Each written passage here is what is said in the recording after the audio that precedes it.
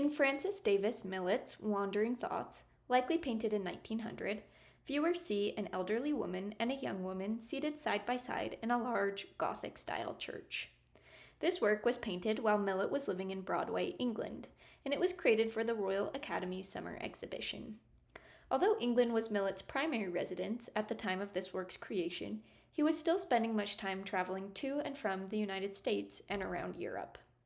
The young woman who appears in Wandering Thoughts is theorized to be Sadie P. Waters, a contemporary of Millet's living in Paris at the time of this work's creation. Waters also appears in Millet's portrait of Sadie P. Waters, painted in 1888. Similar to Millet, Waters grew up in the United States, in St. Louis, Missouri specifically, and she traveled to Europe at a young age to pursue an education in art. While she did have some success in her miniatures, she ultimately died at a very young age, shortly after this portrait was painted, limiting her success. While Wandering Thoughts is one of the more well-known paintings in Millet's body of work, very little is known about its true meaning. In this video, I am going to be exploring 4 possible interpretations of the image. As I look through Millet's carefully chosen imagery, I hope to get closer to the true meaning behind the image.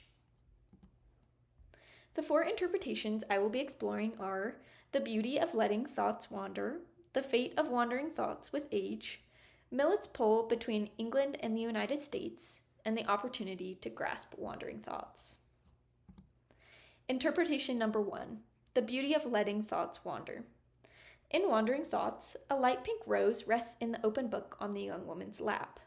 In art through the ages, the rose has been used as a metaphor for the delicacy, strength, and natural beauty of womanhood.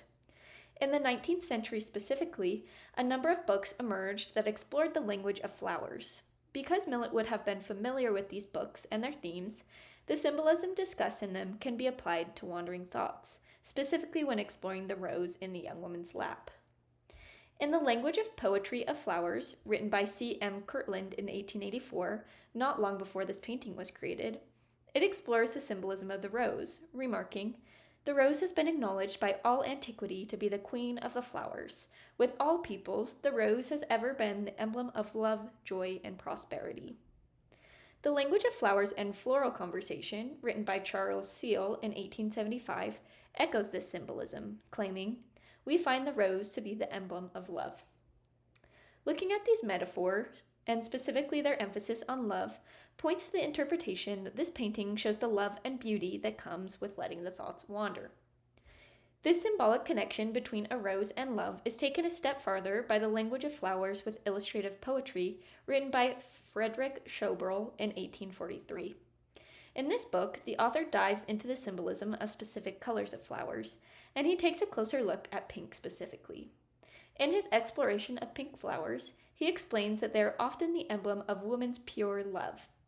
In a more contemporary exploration of flower colors and their meaning, it is similarly stated that, in rose bunches, pink stands for first love. Not only does the pink rose's symbolic connection to pure love strengthen the interpretation that the painting could represent the beauty and love of wandering thoughts, but it also opens another potential interpretation. Could the young woman's thoughts be wandering to a more romantic connection, potentially towards her first love? While this is not necessarily known, the beauty and love associated with the rose likely plays into the painting's true meaning. Interpretation number 2, the fate of wandering thoughts with age. In this image, the young woman in the foreground is the epitome of beauty, serenity, and calmness, with her subtle smile and tranquil expression. The old woman, on the other hand, seems to be a picture of piety, focus, and devotion as she actively leans forward in engagement, focusing on her book. This could potentially be commenting on the fate of the young woman's wandering thoughts with age, showing that they will eventually give in to the focus and devotion shown on the old woman's face.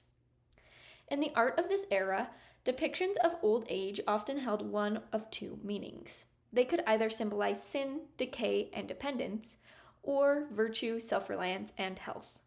In the case of this image, Millet's depiction of the old woman seems to be more representative of the latter, as she is not depicted in a negative manner. In other words, the old woman seems to be a representation of virtue and hard work, which is seen through her focused devotion. When considering the positive light that both the young and old women are depicted in, this painting can be seen as a way to see the beauty of thoughts in each stage of life, whether that is the wandering thoughts of a young woman or the focus and piety of an old woman. Interpretation number 3. Millet's pole between England and the United States. Millet's Between Two Fires, featured on the right, has been interpreted as representing Millet's pole to both England and the United States. The image shows a man seated between two women who are almost acting as opposing forces, one of the women representing the United States and one of the women representing England. While Millet saw himself as an American artist and wanted to establish his American identity, he simultaneously felt a draw to his new life in Broadway, England, which was far from industrialization, free of crowds, and reminiscent of a quaint English past. Some of Millet's art thus represents this conflicting pull, and Wandering Thoughts, which was painted while he was living in Broadway, could potentially be interpreted in a similar way. If this was the case, the old, pious woman could be representative of Millet's devotion to his life that he had established in the United States. In contrast, the young woman, who is the one with the wandering thoughts, could represent Millet's pull to the beauty of life in Broadway. Although he had established a strong life in America and was focused on his American identity, as the old woman is focused on her devotion, it seems like he could not stop his thoughts from wandering towards the beauty and serenity of his life in Broadway, just as the young woman seems to be doing in this work. Interpretation number 4. The opportunity to grasp wandering thoughts. A study conducted on the perception of doors explores some of their symbolism in art and architecture. It remarks, a door symbolizes transition, metamorphosis. It is a boundary between sacred and profane, mysterious and familiar, light and dark, life and death. It is an allegory of beginning, opening, exit that leads from one state of being to the next. Looking at this interpretation, specifically the symbolism for doors as a beginning or an opening, the open door at the back of the church could symbolize the opportunities that are presented in life when an individual lets their thoughts wander.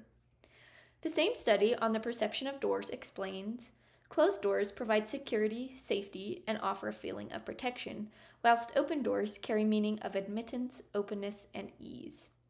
Millet could have easily painted a closed door behind the two women, but instead he chose to paint it as open, thus straying from a feeling of protection and instead sharing a message of openness and untouched opportunities.